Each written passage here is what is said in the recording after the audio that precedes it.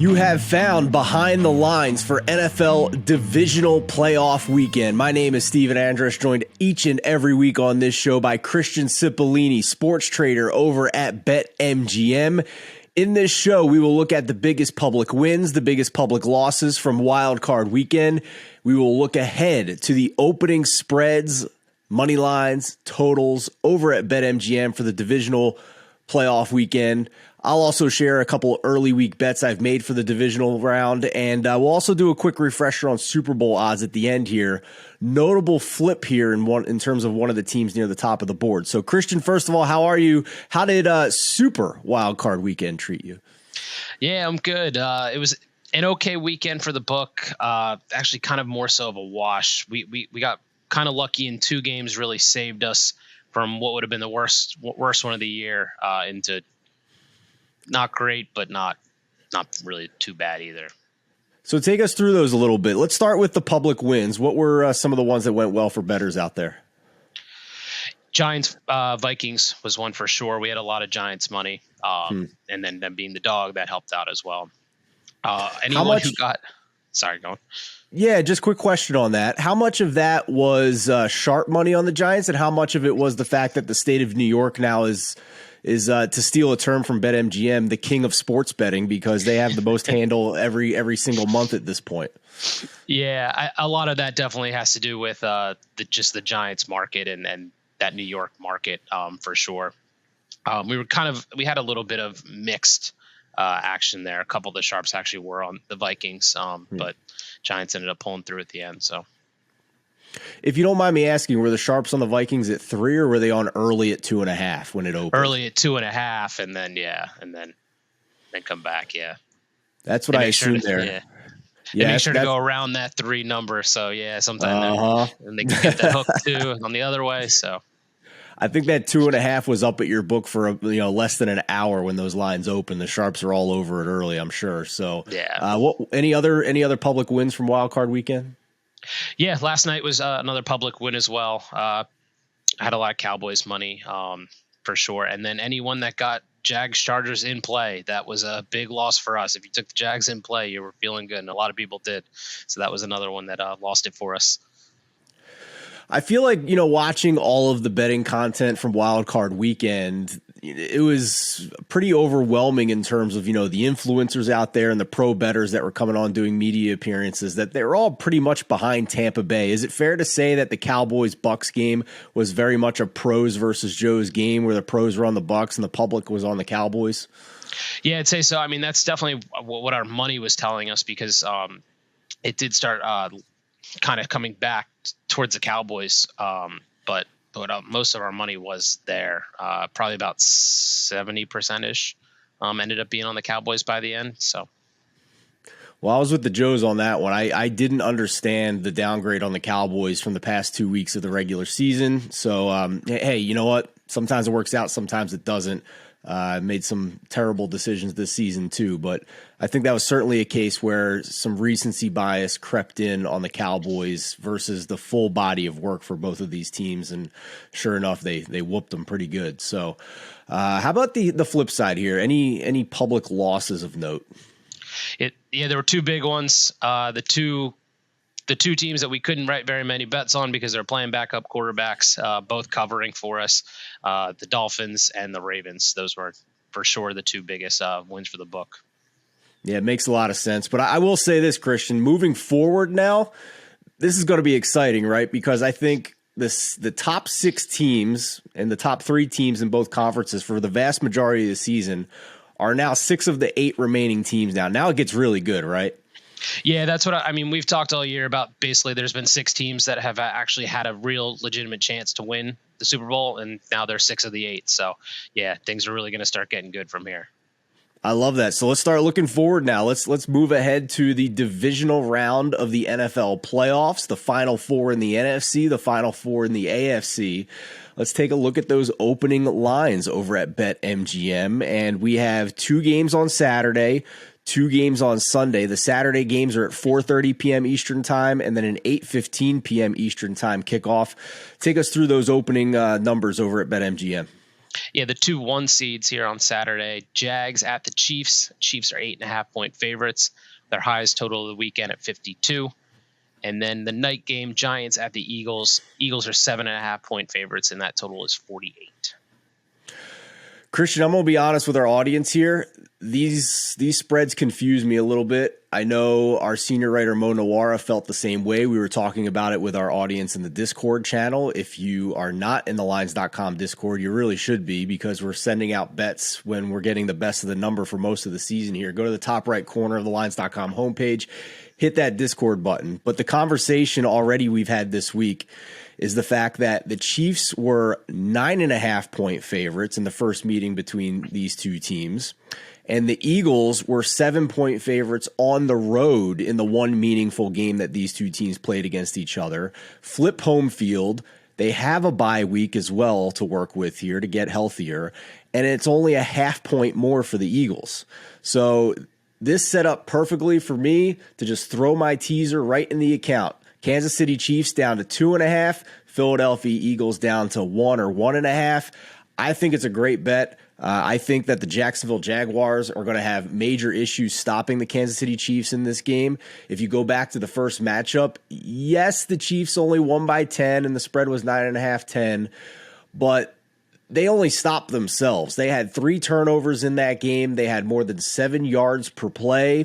So I think the Chiefs, if they play a clean game here, are going to get the 30 points. I don't really have many doubts about that. And then it's going to be on Trevor Lawrence to have to keep up with this offense and play a really clean game to have any type of chance at a shootout here. This is not a game where the Jags can score 24 points and win this game. That's not how it's going to go.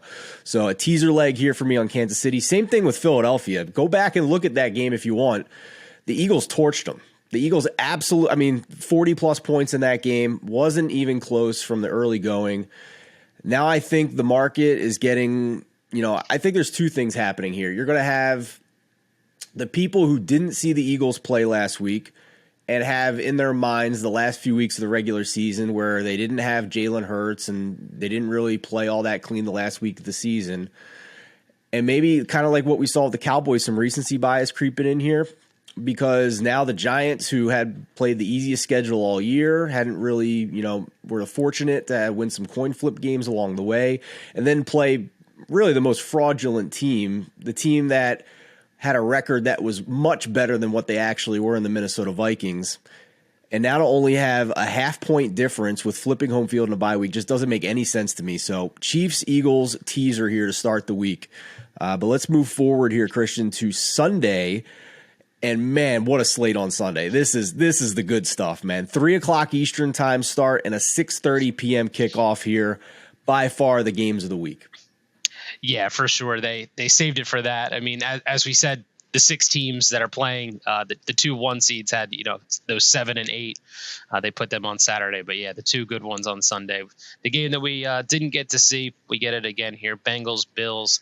Bills are 5-point favorites with a 50-point total. And then Cowboys at 49ers. 49ers are 4-point favorites at home with a 46-point total. The game that got canceled between the Bengals and the Bills was in Cincinnati, so that's why the Bills were only 2.5-point favorites in that game. They were, 1.5 to 2 a lot of the week, and then by kickoff, some more Bills money came in, got it up to 2.5. So it's interesting to me that we flip home field here. We're through the key numbers of 3 and 4, the 2 biggest key numbers, all the way up to 4.5 and 5 if you look across the books here. I'm not convinced of that. I did bet the Bengals plus 4.5 here, not really thinking that this would ever have a chance to get to 6. I don't care if it's 5, 5.5. Those are dead numbers in sports betting. Very rarely does a game ever fall on 5. So once it got to 4.5, I pulled the trigger on the Bengals here. And I'm going to read a few stats as to why I did that. Because, I certainly understand, Christian, that the Bengals are now down 3 of their 5 offensive linemen in this game. Totally acknowledge that. But if you look at the last 6 weeks of the regular season and the wild card round, the Buffalo Bills offense has some questions in my mind.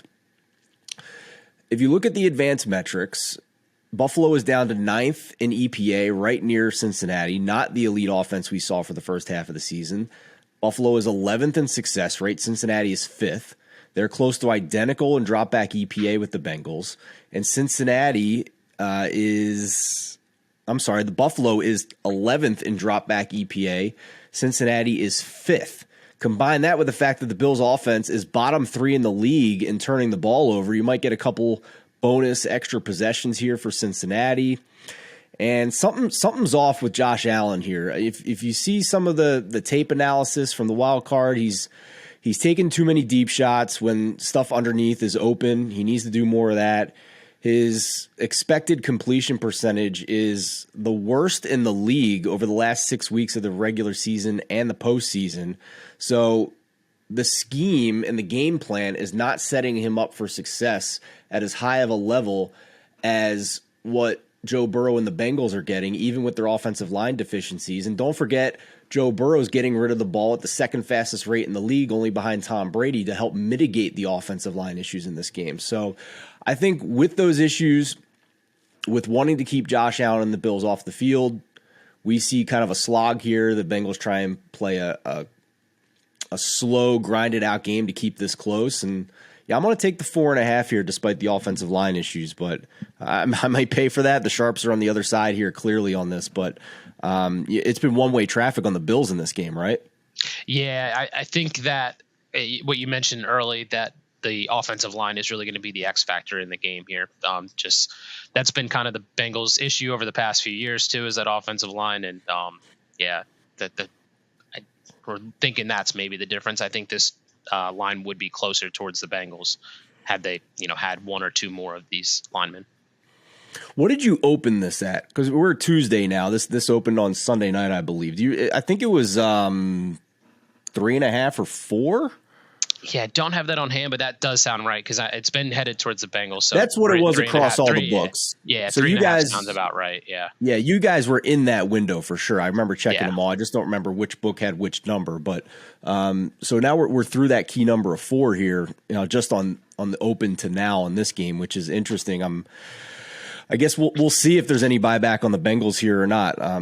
But let's move forward to the NFC game here. And despite the fact that the 1 seed is not in this game, a lot of sports books, I think including yourself, Christian, had these two teams just on a week-to-week basis, maybe not in futures, but on a week-to-week basis for a lot of the second half of the season, right there with the Eagles. So Dallas Cowboys at the San Francisco 49ers here. What stands out to you about this game and also what we see with the spread early on here? Yeah, I think this one will be interesting. I mean, this one had just got listed this morning. We haven't had too much movement on it so far. A lot of it will be probably Brock Purdy versus a pretty good defense, and then also on the flip side, Dak playing a good defense as well, and where he's kind of struggled, not last night, but over the past few weeks before that. So I think that it'll be the quarterbacks is probably going to be the difference in this one. Yeah, really interesting, right? I mean, Dak had to carry the Cowboys in that game last night.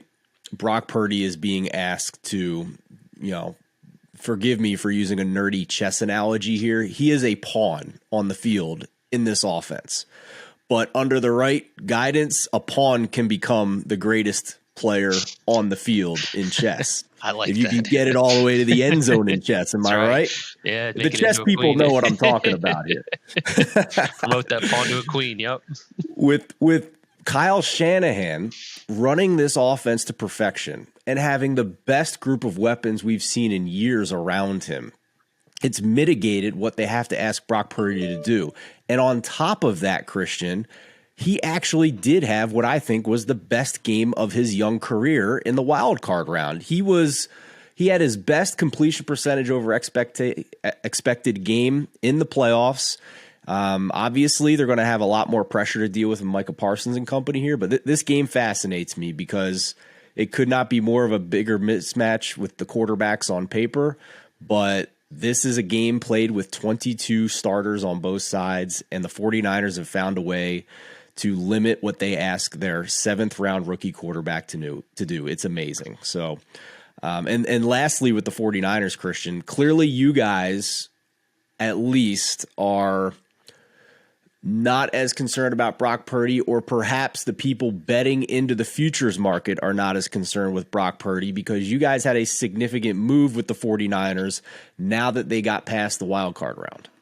Yeah, so that has flipped. 49ers are now the favorite to win the NFC, just by a little bit over the Eagles, and then the Cowboys a little bit further after that. But yeah, a lot of it is just Brock Purdy at this point has kind of showed that he can do this. He looked great on Saturday night, and if he can keep it up, then there's kind of not that question mark that we had at quarterback that we kind of had over the past few weeks. Now it feels like they have a stable guy in there. Nick Sirianni will probably win Coach of the Year for being the 1 seed in the NFC, but I think the voting is going to be very close. These ballots are turned in before the postseason starts, so remember that. But I think this is going to be a very close ballot between him and Kyle Shanahan with what he has done with 3 different quarterbacks this season.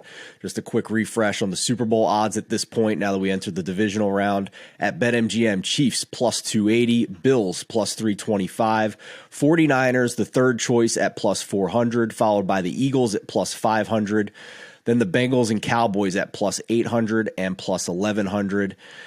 If you want to take a long shot, 25-1 on the Giants or the Jaguars, certainly I would not recommend that at this juncture. But if you force me to choose one of the two, it would be Jacksonville at this point. We'll see what happens though in the AFC. It should be fun, Christian. Any final thoughts here? Do you have, I think you had a Super Bowl prediction of the Bills and the Eagles to start the regular postseason? So still alive, yeah. You're a 49ers fan. I'm an Eagles fan. So hopefully we'll have a NFC Championship game going next week between the two. That'll be fun. We might have to have a little friendly wager on that. Maybe the Super Bowl show, the other person has to wear the other team, the other guy's team. Sounds good. Let's get there first, but then I'm in. Spoken like a true Philadelphia fan, not putting the cart before the horse. I love it. Hey, are you sticking with that though? Is Eagles Bills still, any concerns after last week? You still feel as confident about that? No, I have much more concerns over the Bills now, especially they got a hard road here. They're going to have to beat the Bengals. That's not going to be easy. And then they're probably going to have to play the Chiefs. So definitely won't be easy. I don't know if I still love it, but I'm going to stick with it. So, yeah, I had 49ers Bengals going to the postseason in case everybody missed it last week. And admittedly, I am terrified now of what this offensive line is going to mean for Cincinnati. I think it's, in my mind, pretty clear that the Chiefs are the top team in the AFC at this juncture, especially with the interior pressure their defensive line is getting with Chris Jones. I think that's if Aaron Donald's the best interior defensive lineman, Chris Jones is second at this point in my mind. So we'll see how this plays out. It's going to be a lot of fun. Divisional weekend of the NFL. 8 teams left, 4 after that, and then the Super Bowl. Cannot wait. Stay with us throughout the postseason. Christian will be back throughout to help you navigate the lines here and let you know where all the action is. For Christian Cipollini, I'm Stephen Andress. Thanks for watching. We'll see you next week, and best of luck with your bets.